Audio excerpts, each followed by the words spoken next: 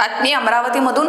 शाळा हे विद्येचे मंदिर आहे असे म्हणतात, कारण शाळेत विद्यार्थ्यांना ज्ञान आणि विविध विषयांच्या माहिती सोबतच शिस्त आणि चांगले नागरिक बनण्यासाठी आवश्यक असलेल्या मूल्यांचे शिक्षण देखील मिळते। पण याच मंदिरात मुलांना हाणामारीचे धडे मिळाले तर काय होईल? होय, अरे हे धडे खुद आदर्श समजले जाणारे शिक्षक देत असतील तर तुम्ही काय म्हणाल?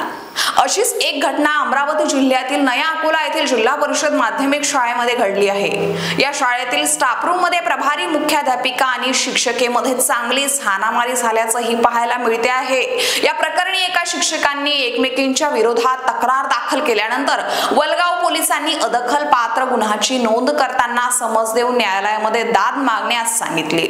गेल्या काही दिवसांपासून शाळेतील प्रभारी मुख्याध्यापिका आणि शिक्षिकेमध्ये काही मुख्य मुद्द्यांवरून मतभेद सुरू होते, तर सकाळी हा वाद आणखी वाढला। शाळेतील स्टाफ रूम मध्ये त्यांच्यात बाचाबाची सुरू झाली आणि त्याचे रूपांतर हाणामारीत झाल्याचंही आपल्याला पाहायला मिळते आहे।